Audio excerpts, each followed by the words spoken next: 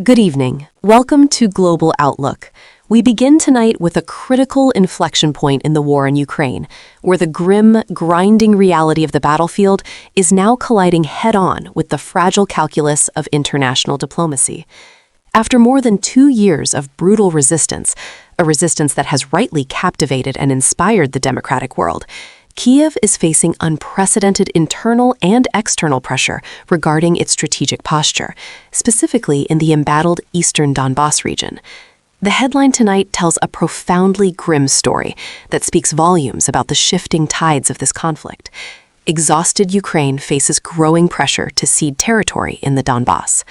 We are tracking multiple corroborating reports, originating from military sources near the front and diplomatic corridors in key Western capitals, all suggesting that the sheer, unbearable cost of attrition warfare, coupled inexorably with significant, and critics would argue catastrophic delays in crucial Western military aid, is forcing Ukraine's leadership to contemplate strategic withdrawals. This is not merely a tactical retreat. This is a potential strategic sacrifice of key areas of the Donbas, executed solely to consolidate defenses, shorten front lines, and preserve the irreplaceable commodity of trained manpower. If this highly sensitive strategy is adopted, it represents a pivotal turning point that could redefine not just the active front lines of the current conflict, but fundamentally redraw the future geopolitical map of Europe for decades to come. The stakes could not be higher. This is the moment where the idealism of defending every inch of sovereign territory meets the brutal realism of maintaining a functional fighting force. Let's now unpack the specifics and delve into the anatomy of this mounting crisis, examining the precise pressures that are driving this agonizing decision. First, we ask, who is applying this pressure? It is a complex mixture of cold strategic necessity and increasingly urgent diplomatic suggestion. Internally, the commanders on the ground, those who bear the daily responsibility for the staggering casualty figures, are deeply concerned. They report critically depleted manpower pools and chronic ammunition shortages along the eastern axis, where Russia enjoys a numerical advantage sometimes exceeding 7-to-1 in artillery capacity. They argue that holding exposed, destroyed villages is militarily pointless when the cost is the life of a highly trained soldier. Externally, the pressure originates from a subtle but powerful shift in perspective among certain key Western allies. These allies, many of whom are fatigued by the war's duration, facing domestic economic strain, and deeply wary of any potential escalation with nuclear-armed Russia, are increasingly seeking a path toward a frozen conflict.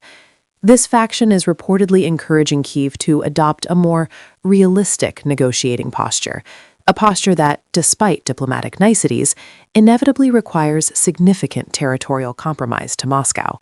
This is the language of containment, replacing the commitment to absolute victory. Second, what is specifically at stake?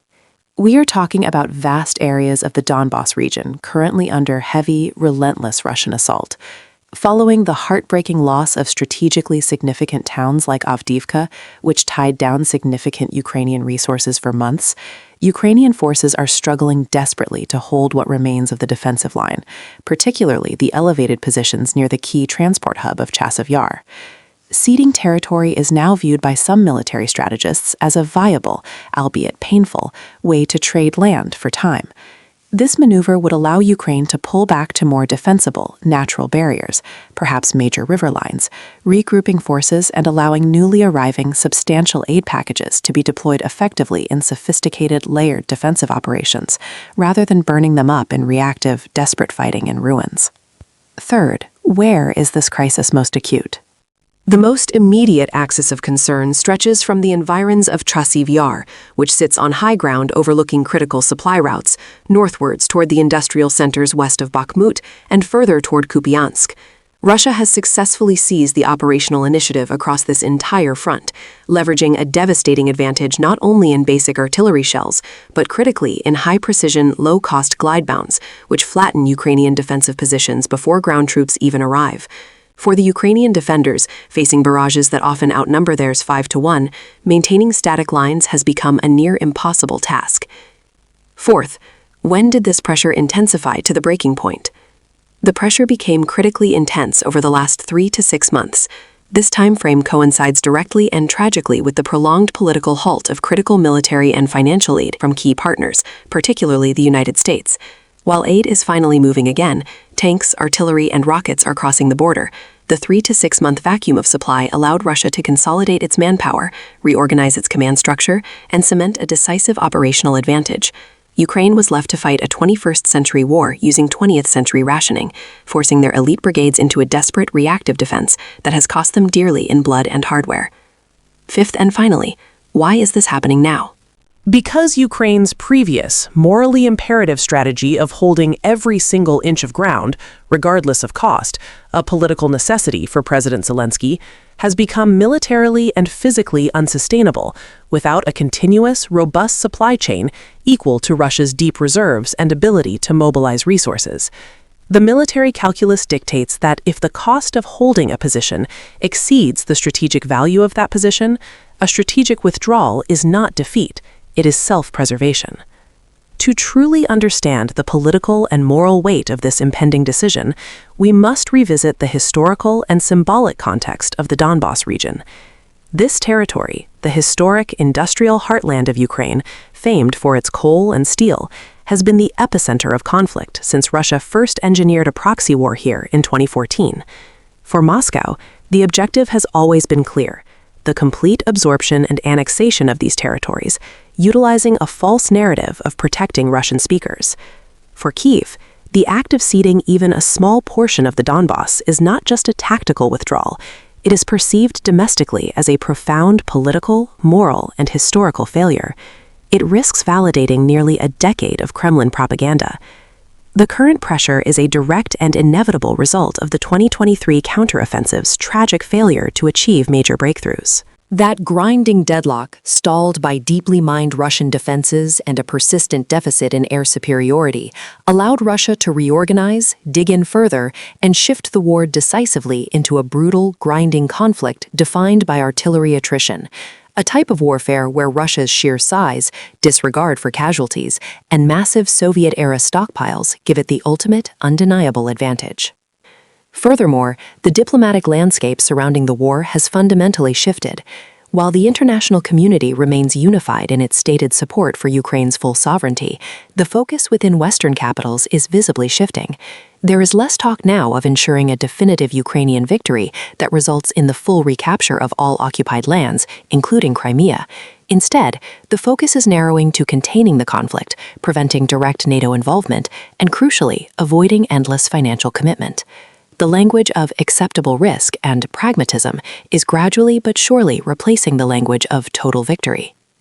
This is the grim, highly compromised background against which President Zelensky's government must now weigh its most painful and consequential strategic decisions yet. A withdrawal risks political instability at home. A refusal to withdraw risks the eventual collapse of frontline units. To analyze the profound strategic implications of these potential territorial concessions, we now turn to Dr. Alara Vance, Senior Security Analyst at the Institute for Global Strategy, who joins us live from London. Dr. Vance, thank you for being with us during this critical hour. Let's start with the military rationale. If Ukraine is forced into this agonizing choice to trade land for time, what is the primary strategic gain this achieves, and what are the immediate primary risks? Thank you. Strategically, Anchor, we must view this as a bitter necessity, a necessary evil, forced upon Kyiv by the physics of the war, specifically the imbalance of munitions. If Ukrainian forces continue to hold non-critical, destroyed positions at the current rate of hemorrhaging troops and expensive equipment, they will bleed dry their operational reserve forces. A strategic, orderly withdrawal and elastic defense allows them to consolidate resources along more defensible, perhaps pre-fortified, natural barriers. We are talking about falling back onto the next major river line or the next established ridge system, positions that require fewer troops to hold effectively. Crucially, this maneuver achieves two things simultaneously. First, it conserves the core, combat-effective elements of the Ukrainian army for future operations, or, at the very least, for a sustainable long-term defense posture. Second, and equally vital, it buys the necessary time. Perhaps 6 to 9 months for the massive influx of new munitions and platforms arriving from the West, including the delayed F-16 fighter jets and longer-range artillery systems, to be properly distributed, soldiers to be retrained, and these assets to be fully integrated into a cohesive, renewed defensive line. It is an operational pause forced by material necessity. But Dr. Vance, what is the enormous political and diplomatic cost of essentially rewarding Russia with captured territory? If Ukraine concedes parts of the Donbas, how does this alter Moscow's future strategic calculations? The cost is indeed immense, and it operates on multiple levels. First, geopolitically, it sets a disastrous and potentially irreversible precedent. Conceding the Donbas validates Vladimir Putin's core narrative that military aggression, if sustained long enough, pays off. It normalizes Russia's land grab, making Moscow exponentially more likely to demand further non-negotiable concessions in any eventual ceasefire talks, demands that might include permanent neutralization of Ukraine, guarantees regarding Black Sea access, or potentially even pressure on the remaining Ukrainian-held coastline. It shifts the goalposts permanently in Moscow's favor. Second, the domestic political cost for Ukraine is colossal. We must also consider the fate of the civilians living in these areas.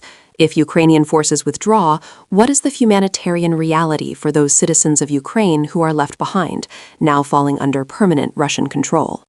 The humanitarian reality is terrifying. When Ukrainian forces withdraw, especially under pressure, Russia moves in with what are effectively filtration operations. These are systematic attempts to erase Ukrainian identity, impose Russian governance, force citizens to take Russian passports, and often, tragically, forcibly deport children. These populations, many of whom have endured 2 years of hell clinging to their Ukrainian loyalties, face immediate risk of arbitrary arrest, persecution, or forced relocation. Furthermore, the withdrawal itself will inevitably generate a massive new wave of internally displaced people, refugees streaming westward, placing an enormous logistical and social strain on the remaining Ukrainian regions and neighboring EU nations. The agonizing choice for Ukrainian families in the line of fire is whether to flee and lose everything, or stay and face certain oppression. Dr. Vance, if we look ahead to the diplomatic timetable, specifically the upcoming NATO summit and the intensifying U.S. election cycle, how does the potential for territorial compromise influence the commitments Kyiv can expect from its Western partners? Will this fuel the isolationists or prompt greater support? It provides significant ammunition to the isolationist wing in Western capitals, especially in Washington, D.C. The argument will immediately shift. Why continue sending billions if Ukraine is in fact losing territory and cannot achieve its declared goal of total victory? The transactional realists, those who believe this conflict must end soon to refocus on challenges like China, will gain immense leverage. However, the counter-argument, led by countries like Poland and the Baltic states, will be that this is precisely the moment to accelerate aid. They will argue that Ukraine is being forced to withdraw because the aid was too little, too late, and that a decisive injection of F-16s and long-range missiles now is essential to stabilize the new lines and prevent Moscow from pushing even further. The outcome is highly uncertain, but we can guarantee that this potential concession will dominate discussions at the highest levels of NATO and G7, just as key political campaigns are heating up. Dr. Alora Vance, Senior Security Analyst at the Institute for Global Strategy, thank you for that sobering and deeply comprehensive assessment. The gravity of this moment cannot be overstated. The military reality on the ground in the Donbas, the sheer weight of Russia's superior artillery, is now definitively dictating diplomatic possibilities in Kyiv, in Washington, and across Europe. The decision facing President Zelensky and his military high command is perhaps the most existential and difficult one since the full-scale invasion began in February 2022. How to balance the harsh military imperative of preserving the fighting capabilities of Ukraine's forces against the moral and political imperative of holding on to every square mile of sovereign territory. Should Kyiv choose strategic withdrawal, it buys time to reconstitute its forces, but risks cementing a permanent Russian-controlled buffer zone in the east. Should Kyiv choose to hold, it risks exhausting the professional army before the promised wave of Western aid can make a decisive difference. This is a cruel dilemma designed by the aggressor to inflict maximum political and military damage.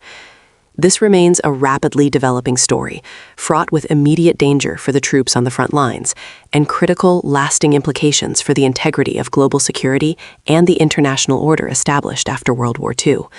We will continue to track every movement, every shell fired on the front lines, and every whisper in the diplomatic corridors of power. The challenge for Ukraine is immense.